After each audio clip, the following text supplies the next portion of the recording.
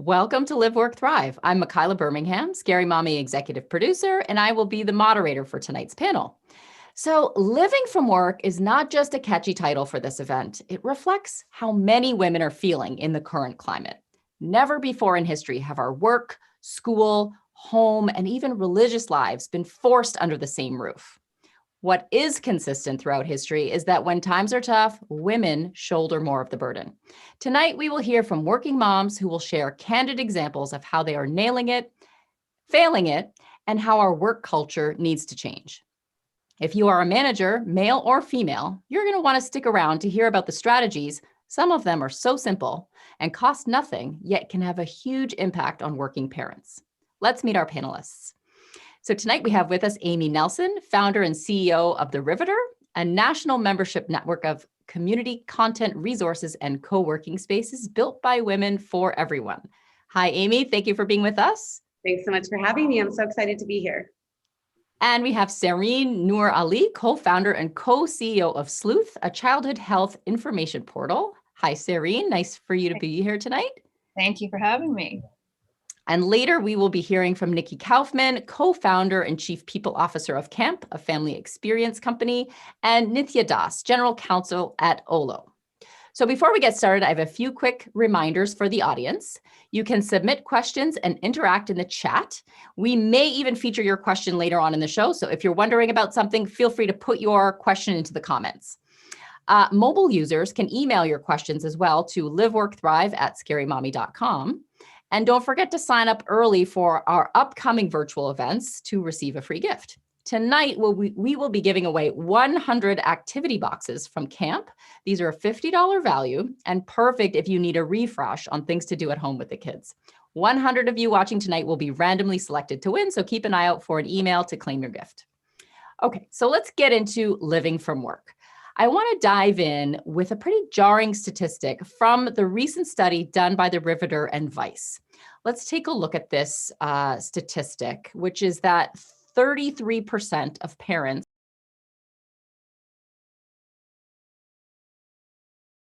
number was 14%. So this is really startling. Amy, can you tell us, why is this number so indicative of the childcare crisis that we're in? So this number is indicative of an absolute crisis. And I think it's kind of twofold. On the one hand, with the pandemic, we've had to really shut down a lot of in-person childcare options. And so people aren't able to take their kids to those places. The other thing, though, is that and then it creates a spiral because now these childcare businesses aren't able to stay in business, right? And so we'll see a long-term childcare drought because of the effects of the pandemic. I think the other thing that we're seeing, I don't know if my mother would kill me for saying this because she was a public school teacher for 35 years, but school is more than just school. It is also aftercare for children whose parents are both working or who are raised by single parents. It's before care, pre-K. Some states have universal pre-K. We've lost it. And so you are losing the place where children would go. And so I think for a lot of families who didn't have childcare before the pandemic, losing school meant they didn't have an option for any sort of childcare. Yeah, I think this issue is so apparent, and now we're seeing the trend toward reopening schools as much as possible in many parts of the country and internationally, because I think this childcare issue is really an essential part of that very difficult decision.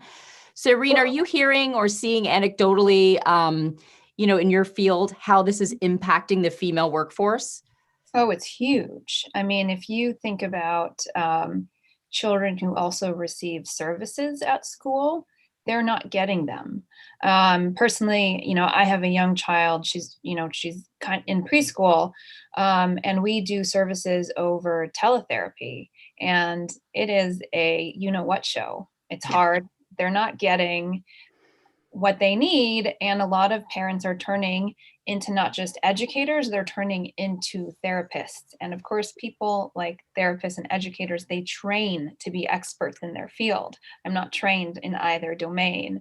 And the fear is that a lot of children are falling behind. And it's not just applicable to the children who kind of received things before COVID, it's also applicable to a child who is typically developing, and the mental health scaffolding that they might get at school, or those kind of social emotional skills. We're seeing a regression at home now. Yeah, certainly. This is a huge impact on our kids as well as parents. And because of this, shifting of at-home learning and closures of daycares and childcare centers, as Amy mentioned, the female workforce is hugely impacted. And the more I read about this topic, the more stark the numbers begin to look. So here's another graphic that we're going to put up for you that really speaks to the female workforce participation. So between August to September of 2020, women aged 35 to 44 had the biggest decline in workforce participation. An employment gap of even 1 year can lead to a 39% decrease in annual earnings, which is really shocking. Then finally, Black and Latinx women have been hit harder by COVID-19 job loss than other groups. So Amy, I think, where do we start with this? Age 35 to 44 is about the age when some women may have multiple children at different ages, making childcare and school and remote learning much more difficult. Do you think that is a factor impacting job loss and, retreating from the workforce in this age group? I think it absolutely is. So I fall into this age group. I just turned 40 this year. I was convinced it was going to be the best year ever because my birthday was in February. That didn't happen. We're going to have a redo for 41. But I mean, in all seriousness, this is not a funny subject because, the way that I see this and the stunning loss of women in the full-time workforce is that it is laying bare all of the terrible bias we have against working mothers in America.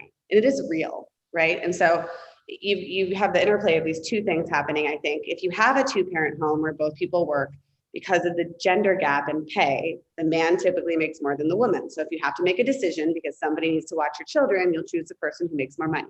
So that is typically in America, the man.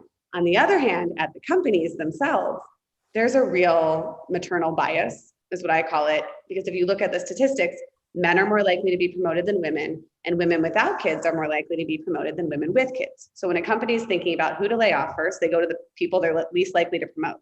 And so you're just seeing these two things come into play, along with the fact that a lot of people are not able to conduct full-time remote schooling, full-time childcare with no village around them. And so I think, I just said the most pessimistic things in the world, but it's a really bad situation. And so it's a lot to think about. It is a lot to think about. And I think all of those factors, it's really rooted in this systemic bias that you mentioned.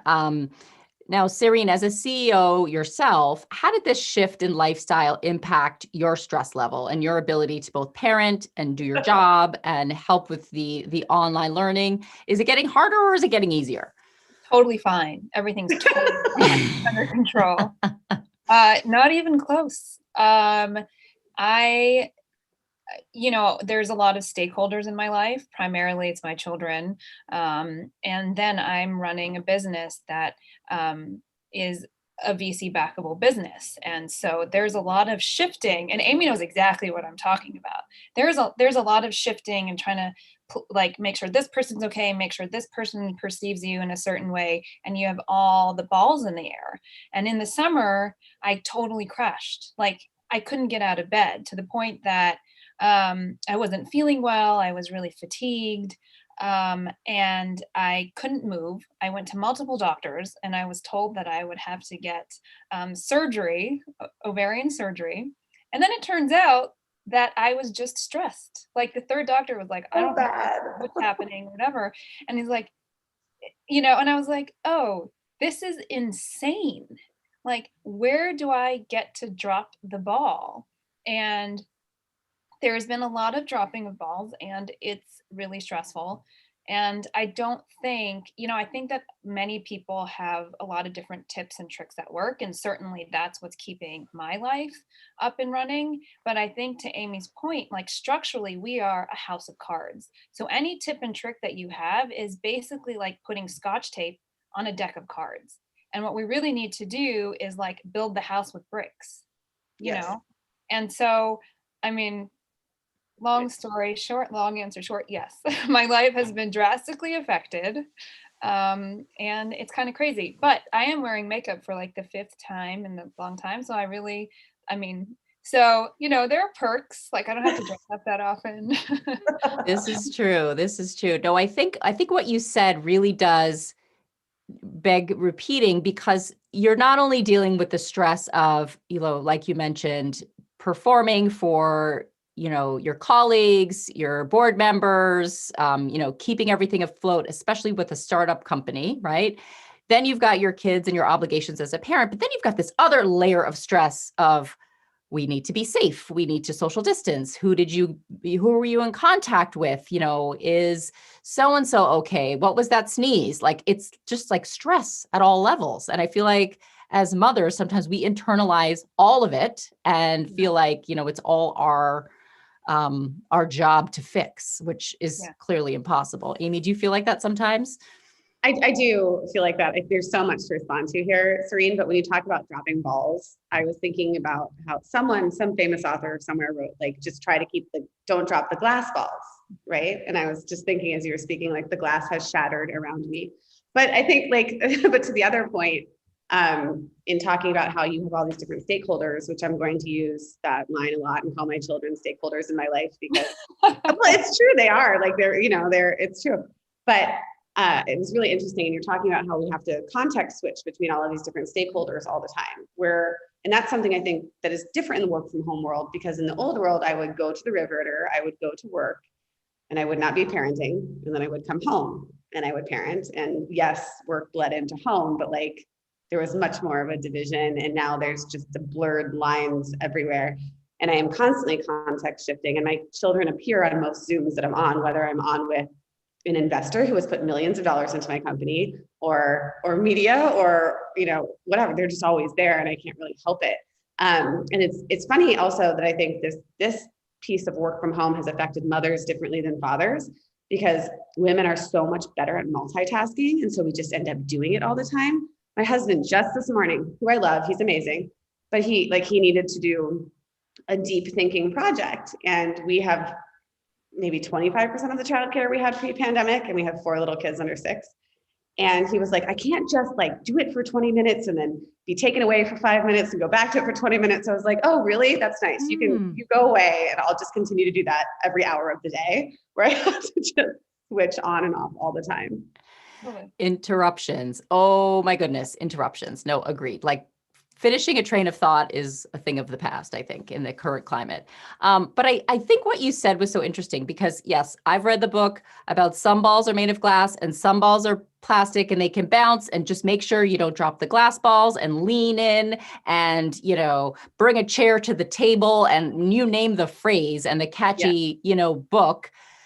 But still, as women, I feel like, and I don't know if this is true for both of you, that we still have this innate instinct to still try and do it all. Like, even though we know better, we know I can't possibly manage all of these stakeholders effectively all the time, but we still try.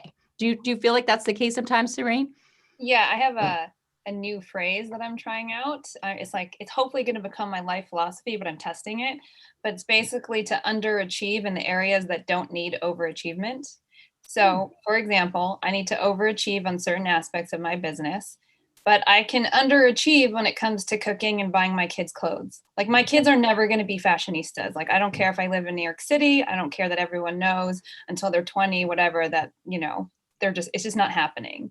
But I also think this idea of having all the balls in the air at the same time comes, at least personally, I think for a lot of other women, from the sense of needing to be perfect all the time. And I had an incident with my daughter last December where we were with family in Houston, and she spilled a glass of water. And the first thing she did was look at me in fear. And that changed everything in the past year, because I realized that I was subconsciously training her to be perfect the way that I felt like I've had to be perfect my whole life. And so COVID actually gave me a chance to be conscious in my parenting and realizing that all these balls in the air are something that I feel I need to do in order to be perfect for everyone. But the reason I was able to change was because it affected the person I loved most in the whole world, and that I did not want her to get that. She's going to get it. I live in New York. The parenting culture in the US is insane. She's going to get it from everywhere else. Like, I want my space with her to be where she fails and is secure. That's such a great analogy of spilling the glass of water. You totally want to, especially at home, have your kids feel like they can make mistakes and take risks in order to grow, right? In a way that I don't think that conversation really existed when we were kids and growing up, right? About like, take risks and make mistakes. I mean, they did let us ride around the neighborhood after dark with no helmets, but I guess that was a different kind of risk, right? So just one more statistic I want to share here about women leaving the workforce in greater numbers than men. Not to belabor this point, but I think when you look at it this way, from March to September, we had 1.7 men lose their job, whereas 2.6 million women left the workforce. September alone, it was 855,000 women and just a fraction of men. And so, I've even read in some cases, men's participation in the workforce has even increased. So again, I think this speaks to, what Amy mentioned about, this all kind of being hinged on the systemic role of women and the bias toward men in the workplace. Amy, any other, information here to add on how it is possible that in a pandemic, men are actually getting more jobs? I mean, I think it really goes to what we were talking about earlier, which is the systemic bias. And one thing I egregiously failed to mention in the first time we touched on this conversation is that, of course, that systemic bias is also the reason that women of color are seeing the effects of the pandemic in a much more terrible way than white women. And so, it's systemic bias all around. And I think the men are getting the benefit of a society that was built to feature them and push them forward and pay them more. And so I think what we need to do is really think about what solutions we can put in place. And I think there's one that's like so beyond obvious. I don't know why it isn't the topic of conversation every day, but my company is called the Riveter. And during World War II, when the government needed US women to go to work because men were fighting abroad, they actually did something that people claim they can't do today, which was federally subsidized childcare.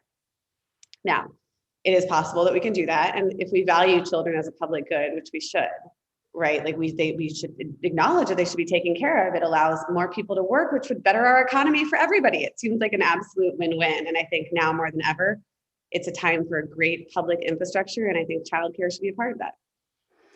Yeah, I mean, I think, we were talking earlier about the service industry. And so those of us with work from home and homeschooling woes are arguably, yes, going through a rough patch, but the sector most impacted by the pandemic, as you mentioned, Black women, Latinx women, in terms of job losses, hugely impacted. I think the statistic I read about nail salons are 79% immigrant owned. And just in New York City alone, there's something like 5% of the country's nail salons, and they are almost entirely empty right now because of fear, COVID, lockdown, you name it.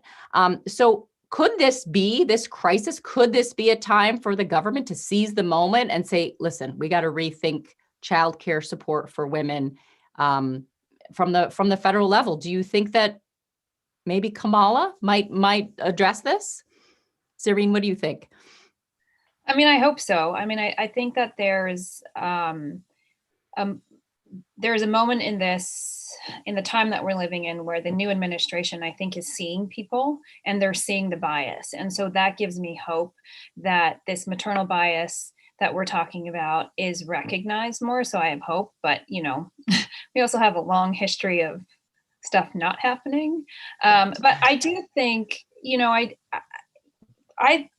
for me, it's the pandemic and the moment of racial reckoning is a moment that says to us, we are not seeing everyone. Exactly what Amy is saying. This system has been designed for a certain type of man. And I think the question implicit in all this is, who do you see? And when you see those people, do you let them create their own narrative? Do you let them own the way that other people see them? Or are we saying this is how mothers are? This is how Black and brown people are. This is how minorities are. This is how disabled children are. Or are we actually going to create the space for people to say, you do have, I hate the phrase like giving voice to people. Everyone can communicate about themselves in some way, shape, or form. And I think the question is, how many voices are you hearing, and are you hearing their stories? And I do have more faith that this upcoming administration makes that as part of their MO, just based on who they're even appointing to their cabinet. Yeah, I mean, I've heard of this time being coined as the she session. And, you know, in comparison to 2019, that was an all-time high for women in the workforce. And so, I mean, Amy, do you think we're going to be able to even get back to baseline within the next year before we, you know, begin to address the inequalities in the system? I don't mean to sound pessimistic, but I do not think we will get back to baseline within the next year. I read that we have lost the gains of a decade in the past months during the pandemic, and I think it will take longer to get back to baseline, particularly for women of color. Wow. All right. So this is getting really depressing. We're going to talk now about the silver lining. We're going to turn it around here, because there is a teeny bit of a silver lining in this whole situation. So even though this is one of the most challenging times of our lives, there is something to be said for more time with our kids, as chaotic and as messy as that has been for many of us. So I wanted to hear from both of you. Amy, maybe you can start us off. Has this time at home led you to, you know, kind of think about when things do return to normal, how you might reassess your work commitments or business travel, you know, being that you've now had this unexpected time with your kids? I mean, the short answer is yes. And it's a little bit hard for me to talk about because I feel like I wrote a lot of articles and gave a lot of interviews talking about how you can have it all and do it all and you know, build the big business. And I think that you can, right? And I will always want to do that and strive to do that. And I think I need to be a lot more careful with my time so that I have more dedicated time with my children than what I had before the pandemic. You know, I went from traveling probably 70% of work days to now I haven't left my kids in months and months and months. And I know them in a different way. Some ways I don't think it's important, but I know them in different ways than I did before, like things they won't remember. I mean, it's like, listen, like your kids just need to be loved and other people can love them and stand in your stead when you're working. But in other ways, I think it is really important, the ways I've gotten to know them better. And I enjoy being around them a lot. It is so hard and is incredibly exhausting, but I have definitely found a silver lining to it. And for me, I've also found a silver lining and that I've learned you can make deals happen over Zoom or over the phone. We don't always have to be on video, contrary to what the pandemic has led to. I love Zoom, but you don't need it every phone call, which I think we all need a reminder because it can be very fatiguing. But I think, you know, you can do big things not being in the same room as people. And I think that's pretty awesome to know too, because it does give you a lot more freedom. So I think, you know, there's definitely the silver lining. And I also am less tied to my phone, which I think is good. So I think that's something I've learned as well. Yeah, no, I agree. Sehreen, how about you? Has there been a silver lining when it comes to the upside of lockdown, if you will?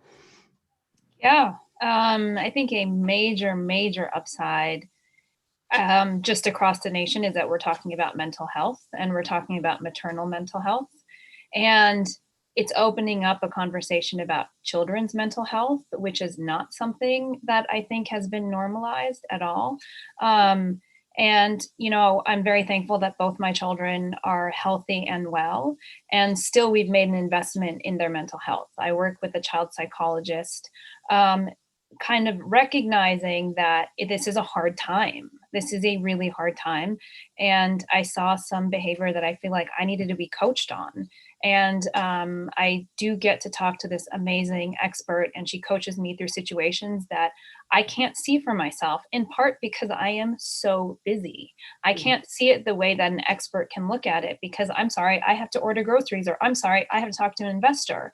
And so like speaking on the phone for 45 minutes for someone who knows my child and knows how to give me the tools to emotionally connect has made me really, really passionate about children's mental health, particularly because it's going to be a problem. Children are out of school. These have long-term ramifications that we're talking about. Behavioral health in children, it's an area that typically pediatricians have not been trained on. There are some organizations that are trying to supplement training for pediatricians, but I don't think, like you think about when you go to a doctor and you take your child, how much information do you get about behavioral health and psychology of children? And the fact that emotional connection is a skill set that we can learn as parents, but that for obvious reasons, I don't know unless someone trains me. So that to me has been a silver lining personally. And I hope kind of also societally, we talk about it more, because it's totally okay for children to not be okay. So is that something that you're doing over telehealth with your practitioner?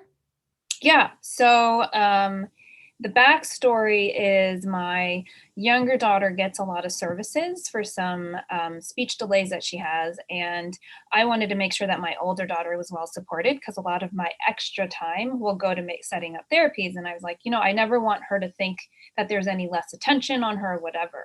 And kids psychologically are very complex. And I acknowledge that. And she's very sophisticated emotionally, very sophisticated. And so we decided to work with someone short term. And then we're like, you know what, actually, this is working out great, because she'll talk to her. And then when I have questions about things like separation anxiety, like she walks me through it. And it's all telehealth, and it's thankfully working out.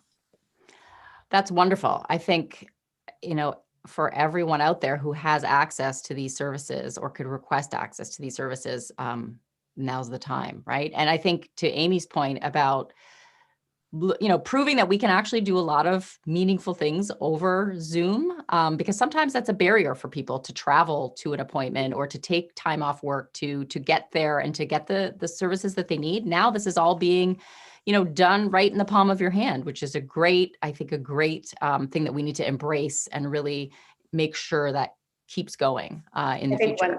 I think one thing to add to that, just because it is exciting to me, like one part of the silver lining, both Sehreen and I are female founders in a world where only 2% of venture capital goes to women.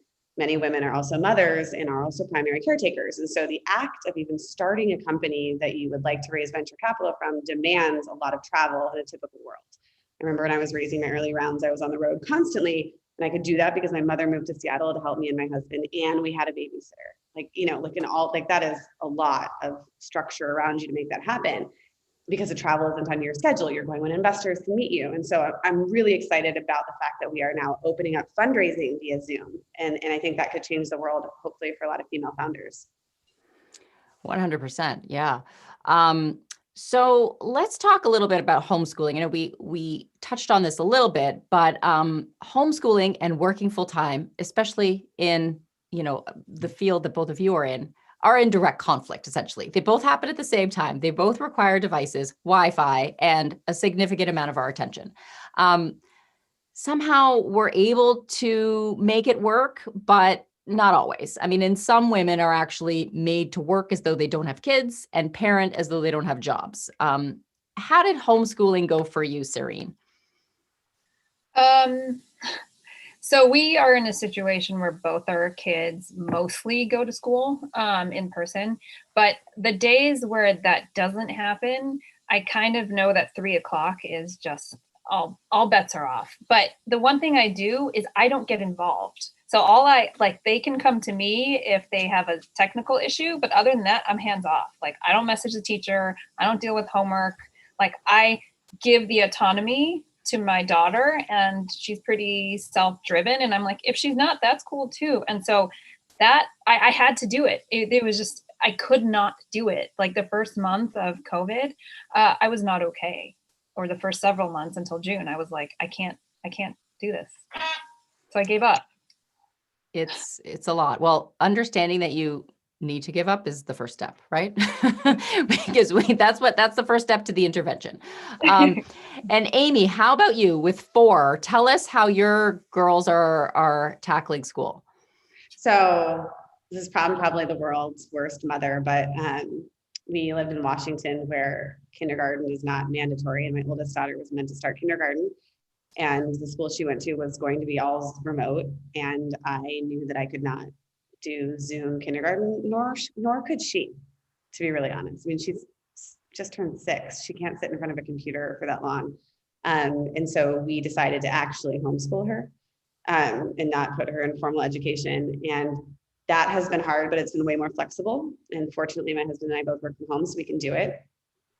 And fortunately, she had been in preschool and pre-K, and so she had a really great start. So she's able to continue with that. But I mean, I feel so immensely for parents who have to run remote schooling for little kids from kindergarten through probably 3rd or 3rd grade. It's, I think, nearly impossible to try to work and do that. And so my other kids are not in preschool anymore because I don't even know if there's such a thing as remote preschool, but we one of my kids' preschool just shut down because it was a small business and it was lost to the pandemic.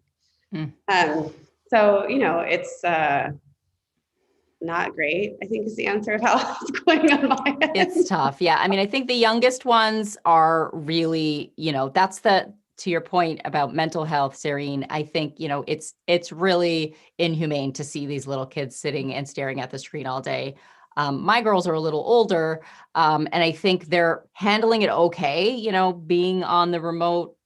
Our school's doing a little bit of a hybrid as well, but they're certainly able to handle it. And they have other challenges. You see them forgetting to turn off the computer and they're just sitting there when it's their lunch break. And you have to say, you're on a lunch break, like close the laptop, go eat something. And they just kind of turn into these zombies because they've been just staring at it for too long. So it's just not a win for anybody.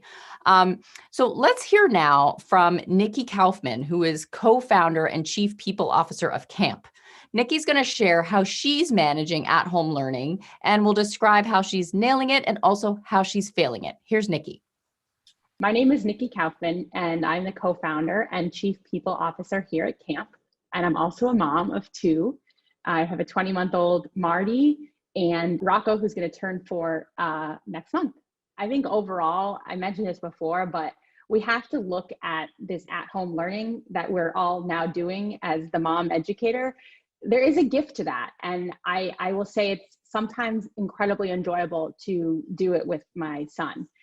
Sometimes it sucks and I'm tired and I'd rather sit and do my work job. This morning was a time where on the failure spectrum of things, we got in an argument at 6:19 over brushing our teeth. And those things happen. And that's okay, right? I mean, and then we had an okay morning doing pre-K. And so I think it's just letting the sometimes frustrations of the moment go. I think oftentimes my biggest failures are when I get worked up, and I have to sometimes realize that the reason why we disagree about the teeth brushing is because I raise my tone and I lose my patience. And if I'm calm, my kids will stay calm. And that's oftentimes on me to remember that. And oftentimes in the moment, I just can't. And that's when the failures come. We are all in this together, and you are succeeding. You are doing it. Give yourself a little bit of leeway to have a bad day or not do exactly what you needed to. And that's okay, because the best part about a bad day is that the day ends and tomorrow you get to start fresh.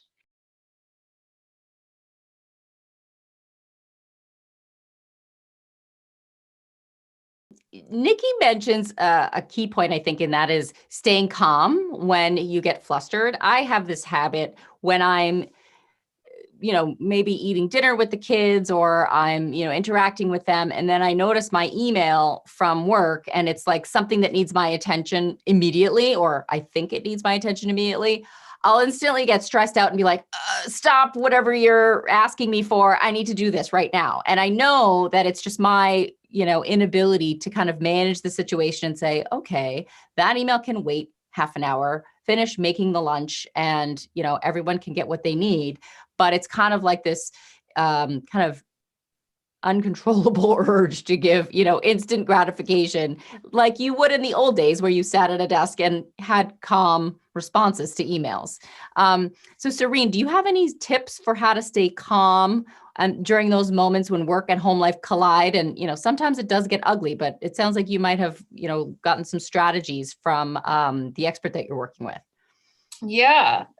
So one of the things that she said was that in difficult moments with your kids, you have two jobs. One, to make sure that they're physically safe, and two, not to make the situation worse. Everything else is fair game, including, for example, just having to walk away. If, let's say, the scenario where that your child are having a tantrum during eating or something like that.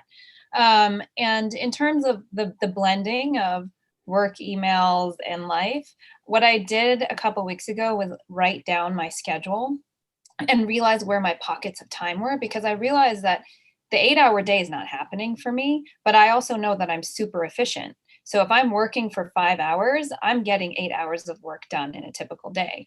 And so for my daughter gets physical therapy from 5:45 to 6:45. I have now finally understood mentally that it's okay for me not to check emails. Like I don't have to work. I have taken that time out of my day. I know on Tuesdays, that's what happens. And so demarcating things has made me much easier. And I also realized the person on the receiving end of that email probably doesn't want to hear from me immediately either. So it's kind of helpful. It gives them permission not to, I'm sure a lot, because so many people are in the same situation. Totally. And Amy, I gotta know, what is your calendar system? Like, you have 4 kids, you are this badass CEO. Please give us the secrets. What goes on?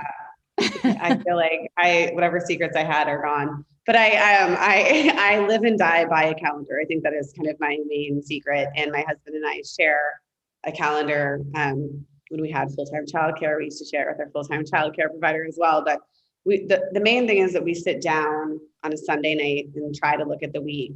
Of course, everything changes and things are fluid, but then we also, now that we're always together, we sit down at the end of the night after the kids have gone to bed and we talk about the next day.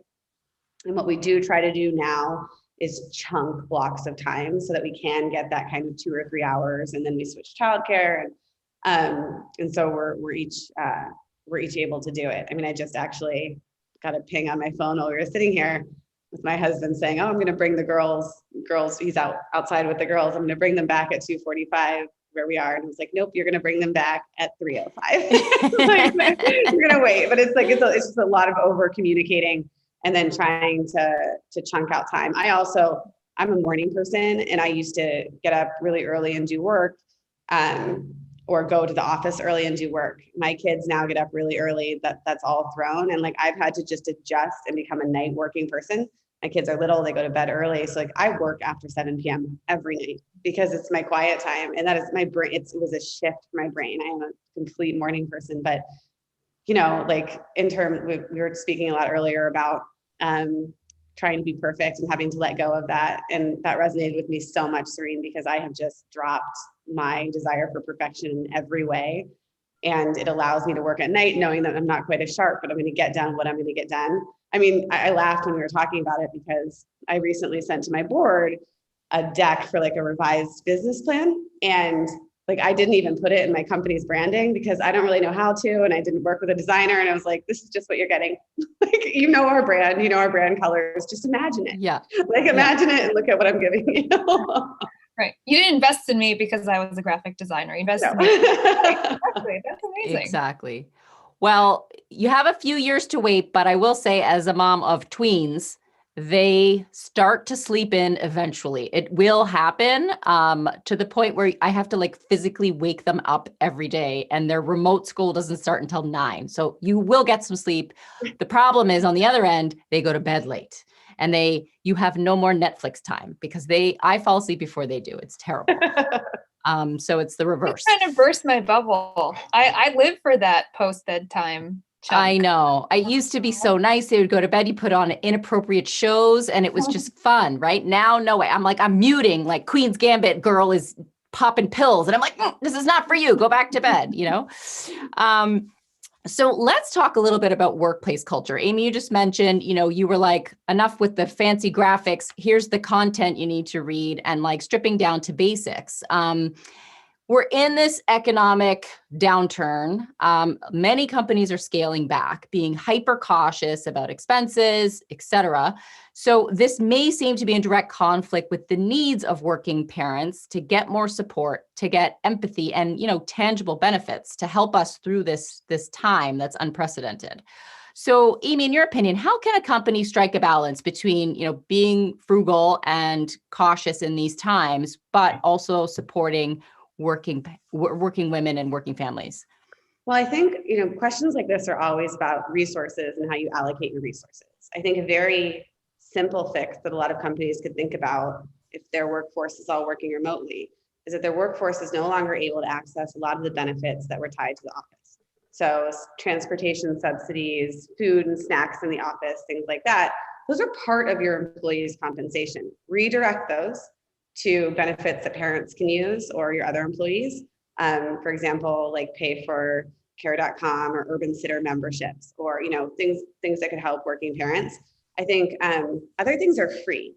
So a lot of companies are giving great lip service to flexibility while their employees work from home. But what does that mean? And if your team or teams you have to work in a crosswise way with don't understand it, like, do you really have flexibility? So trying to find some sort of calendaring that shows when people are available and then not like docking people for using that flexibility, I think is really important.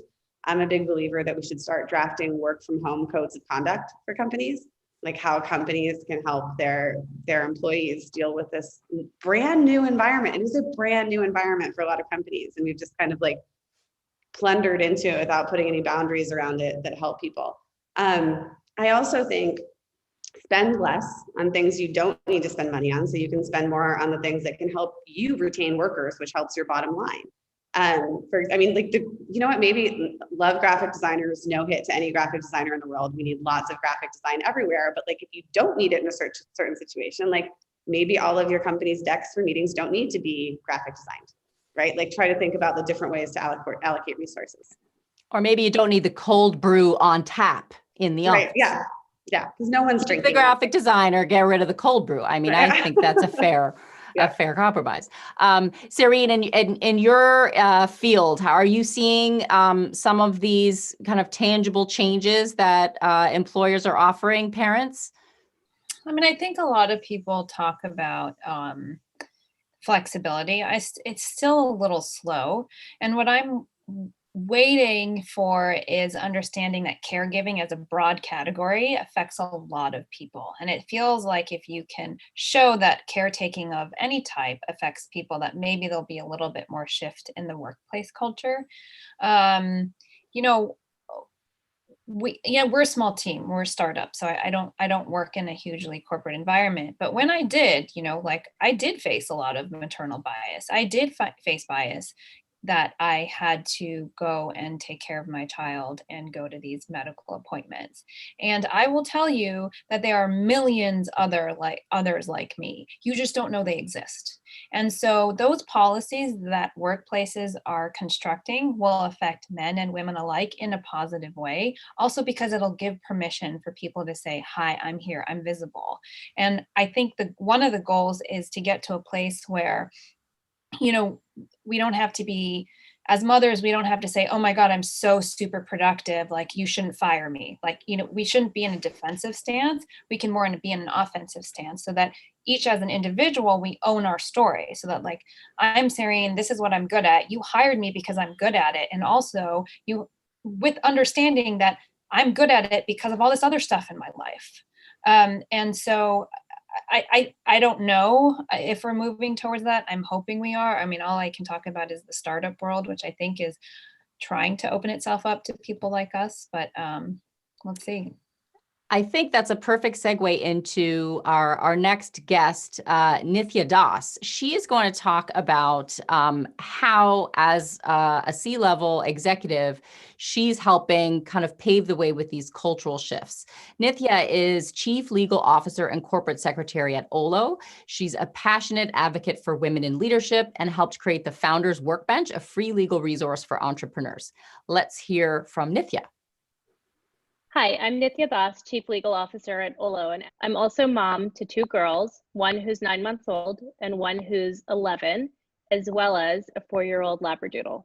As a leader in a company, the thing that I can do the most to help other women and parents in the company is to just be transparent about that and to say, I'm sorry, I need to turn my camera off for a moment because I have to make my daughter lunch while we have this call, because that's just an obligation that I have. And if leaders hide those obligations, then we basically send a message that it's not okay for other employees to have to fulfill those obligations or deal with those interruptions. So just being transparent about it and setting the right tone from the top can go a really long way. I did a late Friday call with 4 members of our C team with my 9-month-old on my hip because I had to, and I'm not going to be embarrassed about that. And they were fine with it. If you can't find a company that's going to flex towards your needs, then I think that's your longer term answer for where you want to grow your career. And I'd also add, we're hiring and we're family friendly. It's one of our first core values. So if anyone out there is looking, they're hiring. But I think that she raises a couple of great, very simple things that managers can do, male or female, to really model this transparency. Seeing kids on Zoom, saying hi to your colleague's child who inevitably will, if they haven't already busted in the past 9 months, they're going to bust in at any minute. What other cultural shifts can companies make to help improve the environment for working parents for the long term, but especially right now in our current climate? Amy, do you have any kind of key, easy things that people can do? Yeah, I mean, I think, Nithya made some great points. And I think, when I go back to a code of conduct, I think code of conducts are helpful because they say what we aspire to do, right? And who we are. And I think, aside from core values, you can have codes of conduct, and you could say, we know that the home is not an office, and that we will be joined by others who live in the home, right? Whether they're children or animals, right? That they're going to come up, and that's a normal thing that will happen. Whereas, like, if you think in the workplace, it wouldn't just be normal for a child's face to pop up in your office, right? Like it's different, but I think we should acknowledge that that's happening, and so people don't feel bad about it. I also think, saying that not every call has to be a Zoom call, that you can have a phone call. When we were in offices, we did multitask when we were on the phone. And I think it's okay to still do that when we're working from home. So I think things like that. And then I think leadership really matters in terms of examples. I tried to build a very, mother-friendly workplace. And I think I did in many ways, but I also shined a light on my own life. It was like, look, you can do all these amazing things. But I could do all those things because I had this massive village, and because I started my company after I'd been working for 15 years, had savings to pay for childcare. And that's not the situation of everyone in the world. Right. And so I think, that I wasn't completely living the example I was trying to set for my company. And I think that leadership really matters in modeling that. For sure. And I think, something that doesn't get talked about enough, another layer that we have here on top of childcare, remote learning, all the pandemic stress, is the aging or ill loved one, parent, or relative that many times that burden of care falls on women. So we have another statistic here to show you. On an average, 1 in 5 employees provide care for an aging, ill, or disabled loved one. 72% of caregivers versus 52% of non-caregivers rank flexibility and empathy from their employee as highly important. So again, I feel like sometimes companies respond when they see this in cold hard numbers, but it's crucial. That added layer of stress for folks with elderly family members who they can't even see, or they're going through. I have a colleague whose mom had a surgery, who's, in her home, but she's, wearing a mask and worried every time someone coughs or sneezes in the house because, they're thrust together in this really hard time. So Sehreen, where do you think this, this empathy fits within your company? Do you have a sense of this is one of the kind of core values that Amy mentioned? Oh, for sure. I mean, my co-founder and I are both parents. When we started this company, he wasn't yet a parent, but completely understood that just because I was starting a company, my obligations to my family didn't stop, particularly on the medical side. And to Alex has taught me a lot about how to manage people. You know, he's the one that kind of, at his days at Squarespace, when he managed people, there was someone who had a disability and actually had to go on short-term disability as soon as they started. And he really had to appeal, and he made this great decision to be like, I'm going to support you in whatever way that you need to be supported, because one, it's the right thing to do. And two, I know you're really talented. So it would be foolish of me not to support you because of how much you add to everybody in the team and the workplace.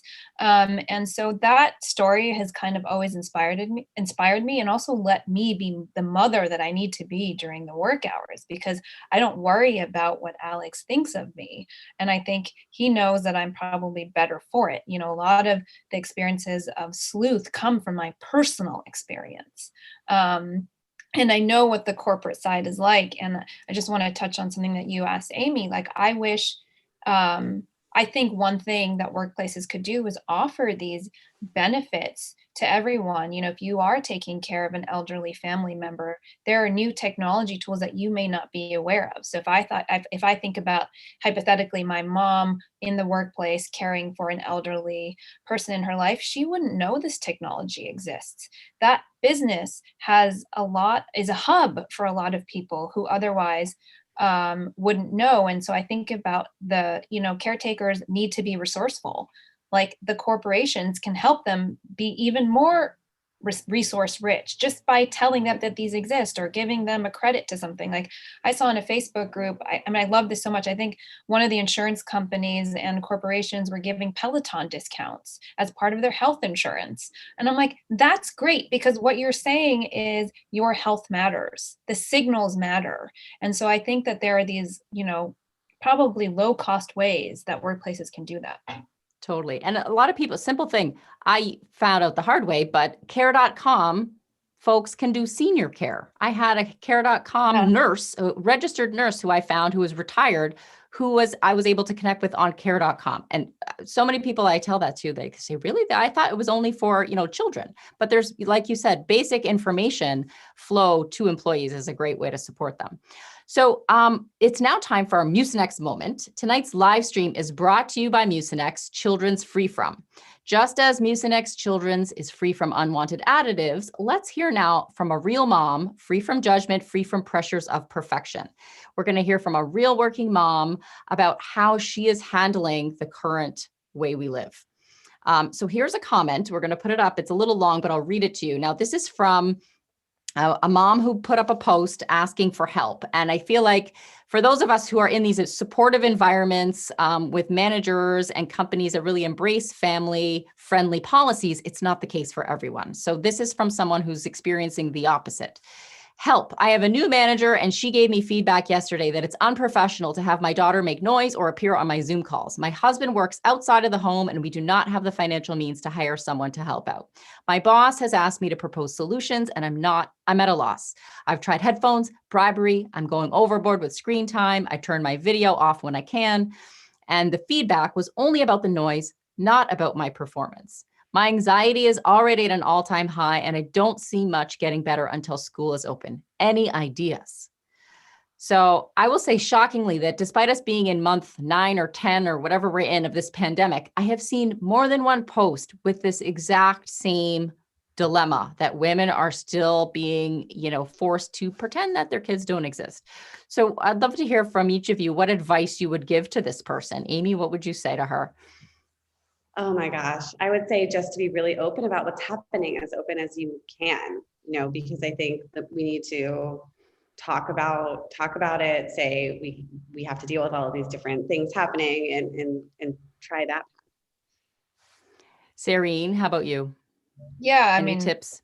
Yeah, I think one thing that I found, I don't know how old the child is, but one thing that I found has influenced my children's behavior is getting to them when they need that initial emotional connection, because I realized that there's much less follow on. So for example, when they come home, I greet them at the door and I give them hugs and kisses. And I've realized that it has reduced the tantrums later. So if this is a similar situation, maybe something like that would help.